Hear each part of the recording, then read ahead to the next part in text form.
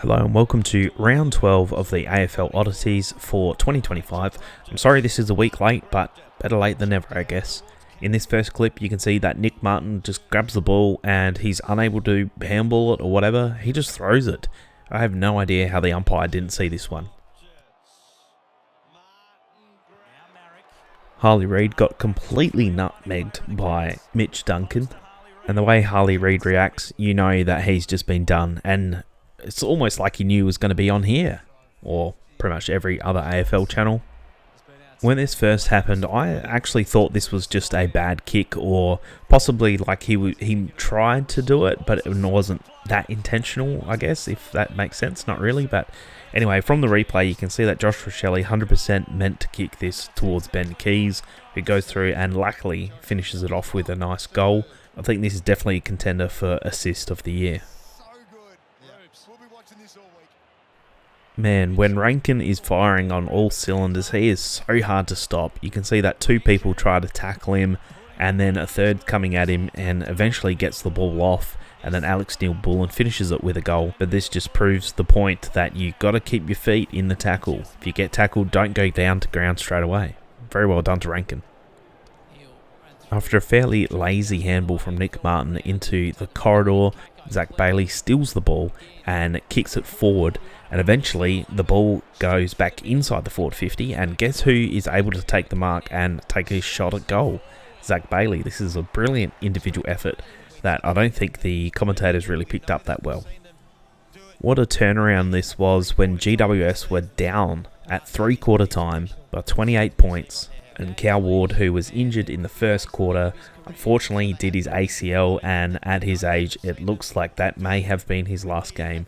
What sort of speech you reckon he gave here? Because GWS were firing on all cylinders and came back and actually won the game. Must have been one hell of a speech. I feel like this call probably could have gone either way. I would love to know your comments below. After Wayne Miller takes the intercept mark, you can see that he sort of looks like he's about to play on, and McInerney sees that and runs into him. The umpire hasn't called play on, so a 50-metre penalty is probably the correct call, but he did look like he was about to go off his line, and if McInerney was just half a second later when Miller took a step forward, then it probably would have been play on and would have been called for holding the ball. But until the umpire blows his whistle, or doesn't blow his whistle, says play on, then you got to stand or get out. Leave your comment below. Do you reckon that was the right call?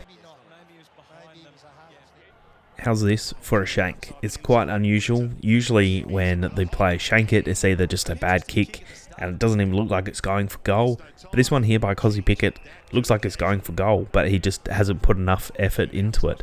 And it goes straight to Hill, who's just waiting on the goal line for a very easy mark.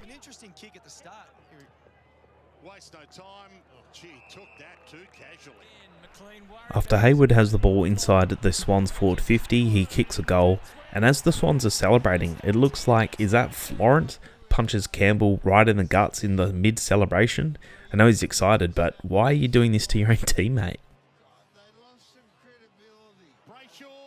In the context of the game, this chase down tackle here by Shea Bolton was absolutely insane. To be playing the whole game and in the last 40 seconds to be able to run flat out to tackle his opposition and then give Jai Amos the shot at goal and ultimately secure the win for Fremantle. That was a brilliant tackle, especially not to give away a free. We just got to love it as spectators when these blokes put in 100% effort.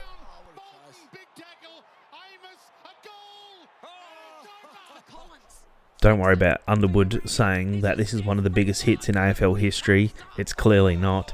He's also got pushed from his opposition, and then it ends up being almost friendly fire because of the push. Probably is still a free kick. It's quite dangerous play, especially when you're pushing your opposition into your own teammate. But either way, settle down, Kelly. I thought this here by Baker was extremely strange, more so because he's such an experienced player. If he was someone a lot younger on the West Coast Eagles team, you'd think, oh yeah, he's just a young fella, but Baker's got way more experience than this, and he shouldn't be getting chased down in his defensive 50. He had multiple options to get rid of the ball, and then just gives away. Sometimes you just think, what are they doing? It'd be a hard time to be a West Coast Eagles fan. Not to mention also, there's two teammates right next to him and none of them give any sort of indication that he's about to get chased down. It's just poor teamwork really in the end. I thought this one here from Keeler was quite funny. You see that he's about to kick the ball, but he realises that the defender is right there, so instead of kicking it, he just drops it on the ground. Kind of a bounce, I guess, and then he's able to handball over the top and through for a team goal.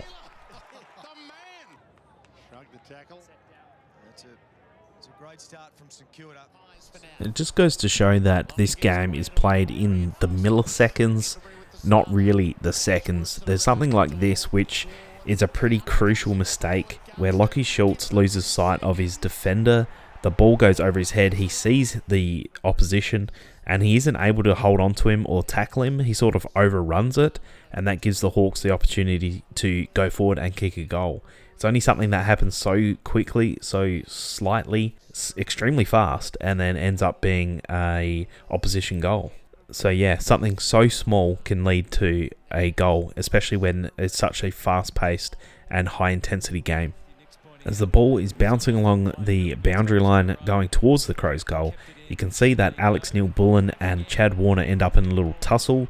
Chad Warner is holding on to Neil-Bullen, Neil-Bullen's holding on to him, and Chad Warner sort of throws him over his shoulder, and from the umpire's view, I actually thought this was going to be a free to Warner, and then you can see his reaction when the umpire says it's a free kick to the Crows. And I thought, how does the umpire pick that? Because they're both holding on to each other, they're wrestling. But if you actually watch, it was Saligo who was tackled late without the ball. It had absolutely nothing to do with them, so it wasn't a free kick either way. But watching this live, I was like, how does the umpire pick this? Now, Morris is only a young fella, so we've got to give him the benefit of the doubt, but he takes a mark inside the forward 50. It is on a very tight angle, and if you're going to pass it over the top like this, you have to make sure that it's going to get to your teammate, because the Bombers are able to spoil this. A little chip kick in the air, which takes way too much time to get to his teammate, and probably wasn't 15 in the end. That's just not the play. How's the hands from the big fella for? He just easily evades his defender and then gets the ball off. This was pretty good from such a big man. I'm sure he'd want this back, and he'd probably kick it 99 out of 100 times from then on, but somehow Hunter Clark gets the ball and he just misses the boot pretty badly, and he's actually very lucky this has gone through for a point. It was such a shank, him right out in front of goal, and somehow still misses. This mark here by Harley Reid was quite nice. Could be a contender for Mark of the Week. Won't win Mark of the Year, but it's a very nice contested mark. And that's it for this week. Thank you very much for watching, and I'll see you in a few days, hopefully, for the round 13. I'm trying to catch up. I'll get that out some point this week. Thanks for watching.